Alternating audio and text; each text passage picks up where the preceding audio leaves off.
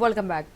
ఏపీలో ఎమ్మెల్సీ ఎన్నికల కౌంటింగ్ కొనసాగుతోంది. గ్రాడ్యుయేట్, టీచర్ ఎమ్మెల్సీ ఎన్నికల ఓట్ల లెక్కింపు ప్రారంభించారు. అయితే 2 గ్రాడ్యుయేట్, 1 టీచర్ ఎమ్మెల్సీ స్థానాలకు ఓట్ల లెక్కింపు నిర్వహిస్తారు.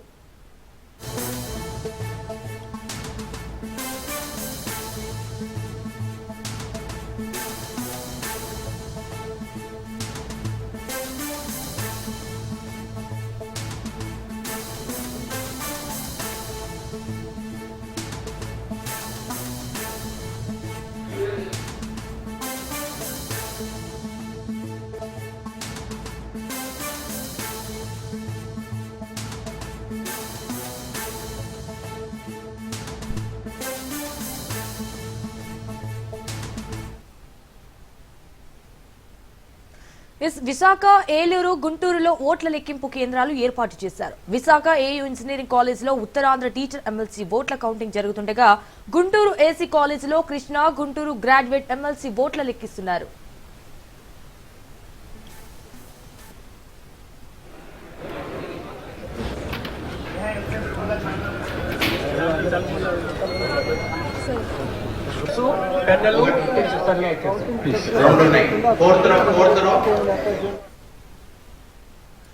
ఏలూరు సిఆర్ఆర్ ఇంజనీరింగ్ కాలేజీలో ఉమ్మడి గోదావరి జిల్లాల గ్రాడ్యుయేట్ ఎమ్మెల్సీ ఎన్నికల ఓట్ల లెక్కింపు చేస్తున్నారు. అయితే కౌంటింగ్ కేంద్రాల వద్ద 3 అంచెల భద్రత ఏర్పాటు చేయగా 3 దశల్లో ఎన్నికల కౌంటింగ్ నిర్వహిస్తుండగా చెల్లుబాటైన ఓట్లలో 50% పైగా వచ్చిన అభ్యర్థిని విజేతగా ప్రకటిస్తారు.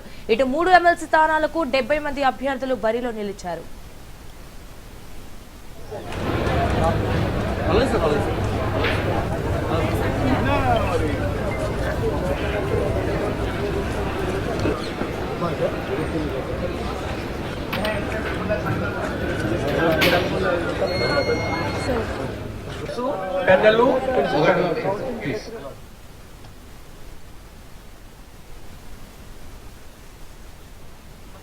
నేమ్ దిక్పెట్టా సార్ది సార్ దిక్పెట్టుకో ఉంటుంది విష్ణు జూమ sir carry sir cell phone చేస్తే అప్పుడు లేదు సార్ ప్లీజ్.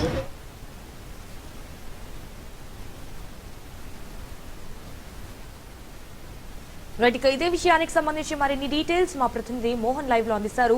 మోహన్, ఏపీలో ఎమ్మెల్సీ ఎన్నికల కౌంటింగ్ కొనసాగుతోంది. సో గ్రాడ్యుయేట్, టీచర్ ఎమ్మెల్సీ ఎన్నికల ఓట్ల లెక్కింపు ప్రారంభించారు అన్నట్టు తెలుస్తోంది.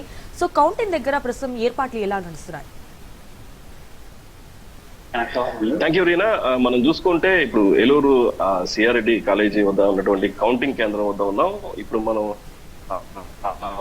ఉదయం 8 గంటల నుంచి కూడా ఈ కౌంటింగ్ ప్రక్రియ అనేది ప్రారంభమైంది. స్ట్రాంగ్ రూమ్ ఏదైతే సీల్ వేసిన రూమ్ ని ఓపెన్ చేసి అక్కడి నుంచి బ్యాలెట్ బాక్స్ అన్నిటిని కూడా పోలింగ్ ఏదైతే కౌంటింగ్ చేసే కేంద్రాల వద్దకు తీసుకొచ్చారు. ఇక్కడ అంతా కూడా ఎన్నికల అధికారి, రిటర్నింగ్ అధికారి వెట్రిసెల్వి ఆవిడ నేతృత్వంలోనే ఇదంతా కూడా జరుగుతుంది. ప్రతి విషయాన్ని కూడా ఖచ్చితంగా ఎక్కడికెక్కడ అన్ని ఏర్పాట్లు చేసుకుని ఎటువంటి ఇబ్బందులు తలెత్తకుండా ఉండే విధంగా ముందు నుంచి కూడా అధికారులని చాలా అంటే చాలా సిబ్బందిని చాలా తొలవుగా చేశారు. వారందరినీ కూడా పూర్తిగా ఎక్కడికక్కడ ఇప్పుడు ప్రస్తుతం మనం చూసుకుంటే ఏదైతే బ్యాలెట్ బాక్సులన్నింటినీ కూడా ఓపెన్ చేశారు.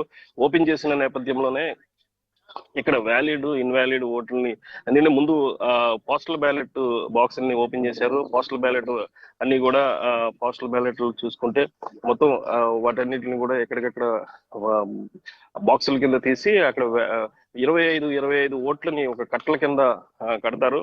వాటన్నిటిని కూడా మళ్ళీ తర్వాత వ్యాలిడ్, ఇన్వాలిడ్ ఓట్లని సపరేట్ చేసి వీటన్నిటిని నేపథ్యంలోనే ఇదంతా కూడా ఈవినింగ్ 5 to 6 అవుద్ది. 25 ఓట్స్ ఏదైతే ఇదంతా కూడా కట్టేటప్పటికి ఈ నేపథ్యంలోనే ఇక్కడి నుంచి సాయంత్రం ఇంచుమించుగా 7-8 టయానికి కానీ ఈ ఓటింగ్ ఏదైతే లెక్కింపు ప్రక్రియ అనేది స్టార్ట్ అవుతుంది. ఇక్కడ చూసుకుంటే మనం ప్రతి రౌండ్ లో కూడా మొత్తం 456 రౌండ్స్ కింద ఉన్నాయి. ఇప్పుడు మనం ఇక్కడ ఆప్ కృష్ణమోహన్ ఉన్నారు. లోపల జరుగుతున్నటువంటి కౌంటింగ్ సంబంధించి ఏ విధంగా జరుగుతుంది ఏంటి అనే అంశాన్ని కృష్ణమోహన్ గారు చెప్పండి. లోపల నుంచి వచ్చారు కదా, ఎలా ఉంది పరిస్థితి? పోస్టల్ బ్యాలెట్లు అన్ని కూడా ఓపెన్ చేసి 25 చొప్పున మన ఒక కట్టలు కట్టి ఇప్పటికి మొదటి రౌండ్ కట్టడం జరిగిందండి. 10,782 పోస్టల్ బ్యాలెట్తో కలిపి బండిల్స్ కి కట్టడం జరిగింది. అలా 15 నుంచి 25 రౌండ్లు అవుతుందటండి. బండిల్స్ కట్టిన తర్వాత సాయంత్రం 5 తర్వాత ఏ క్షణాన్నైనా కౌంటింగ్ అనేది ప్రారంభమయ్యే అవకాశం ఉంది. ఫస్ట్ రౌండ్ ఫలితాలు వచ్చేటప్పుడు 10 చిల్లర అవుతుందని వినికిడి. కనుక మొదటి రౌండ్ లో ఫలితం తేలకపోవచ్చని సంక్లిష్ట పరిస్థితి ఇక్కడ నెలకొనే అవకాశాలు, ఉత్కంఠ భరిత వాతావరణం అయితే ఇక్కడ కనబడుతుందండి. నా పేరు కృష్ణమోహన్. అంటే మీరే ఎలా చెప్పేస్తారు అది? అంటే ఫస్ట్ రౌండ్ లో వస్తుందా లేదా అనేది పక్కన పెడితే, ముందు ఆ లోపల ఏదైతే ఆ కట్టలు కట్టే విధానం కావచ్చు, ఆ కౌంటింగ్ జరిగిన విధానం, వాటిల్లో అభ్యర్థుల పరంగా సాటిస్ఫాక్షన్ ట్రాన్స్పరెన్సీగానే జరుగుతుందండి. ప్రస్తుతానికి ట్రాన్స్పరెన్సీగా జరుగుతుంది. అందరూ కూడా విజువల్ గా చూడడానికి అవకాశం ఉండే విధంగానే వాళ్ళు కట్టలు కడుతున్నారండి. కట్టలు కట్టిన తర్వాత కౌంటింగ్ ప్రక్రియ ప్రారంభమవుతుందండి.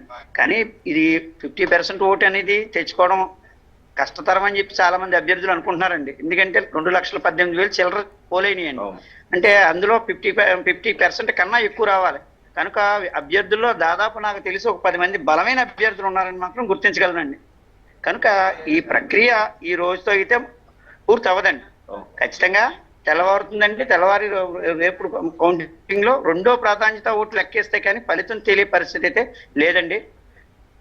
ఇది ఇక్కడ అభ్యర్థులు మాత్రం ఖచ్చితంగా మొదటి ప్రాధాన్యత ఓట్లో విజయం చేకూరదని చెప్పేసి చెప్తున్నారు. కానీ అక్కడ జరుగుతున్నటువంటి ట్రెండ్స్ ఏదైతే 2,18,000 ఓట్లు, అలాగే 2,18,932 ఓట్లు పోలేని, వీటన్నిటిని కూడా 456 ఏదైతే టేబుల్స్ రౌండ్స్ కింద పెట్టారు. 17 రౌండ్లో కౌంటింగ్ అనేది జరుగుతుంది. ఈ మొత్తం కూడా ఎక్కడికక్కడ అభ్యర్థులు ఎవరికి వారి ఏజెంట్స్ వీళ్ళందరూ కూడా చాలా బలంగా చూసుకుంటున్నారు. వీరందరికీ ఫస్ట్ ప్రయారిటీ ఓట్లతోనే కూటమి అభ్యర్థి బయటపడతారని చెప్పేసి కూటమి నాయకులందరూ కూడా ఆశాభావం వ్యక్తం చేస్తున్నారు.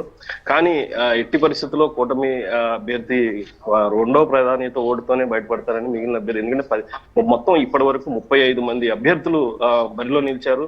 వారందరికీ కూడా ఇప్పుడు కాసేపట్లోనే ఇవన్నీ కూడా తేలే పరిస్థితి ఉంది. అయితే ఈ కౌంటింగ్ ప్రక్రియ చాలా సుదీర్ఘంగా ఉంటుంది. ఎమ్మెల్సీ కౌంటింగ్ అనేది చాలా ప్రత్యేకంగా ఉంటుంది. లాస్ట్ ఎలక్షన్స్ లో మనం చూస్తుంటే 2.5 days కౌంటింగ్ జరిగింది. అలాగే ఈ పరిస్థితి ఇప్పుడు ఈ పరిస్థితి అయితే మాత్రం ఖచ్చితంగా ఆ సిచ్యువేషన్ అనేది ఉండదు. మొత్తం ఇంకా మనం చూసుకోవచ్చు, ఏదైతే విట్టర్ సెల్వి గారు మొత్తం అబ్జర్వర్ చూస్తున్నారు. ఎక్కడికెక్కడ ప్రతి కేంద్రంలోనూ ఇక్కడ అటు ఇటు సంచరిస్తూ మొత్తం చూసుకోవచ్చు మనం ఇప్పుడు. అయితే ఈ కార్యక్రమాన్ని చూసుకుంటే 2,18,000 ఓట్లు, 1,11,000 ఓట్లు ఖచ్చితంగా ఫస్ట్ ప్రయారిటీతో వస్తే అభ్యర్థి విజయం సాధించినట్లుగా ఎన్నికల రిటర్నింగ్ అధికారి ప్రకటించే అవకాశాలు ఉంటాయి. కానీ ఆ పరిస్థితి లేదు. డెఫినెట్ గా ఇది టైట్ ఎలక్షన్స్ జరిగింది. అభ్యర్థులందరూ కూడా 10 మంది అభ్యర్థులు, బలమైన అభ్యర్థులు ఉన్నారని చెప్పేసి అభ్యర్థులందరూ కూడా చెప్తున్నారు. ఈ నేపథ్యంలోనే మరి సాయంత్రం 5 గంటల వరకు కూడా 25 ఓట్లు చొప్పున బండిల్స్ కడతారు. ఆ కట్టిన నేపథ్యంలో 5 తర్వాత ఓటింగ్ ప్రక్రియ అనేది స్టార్ట్ అవుతుంది.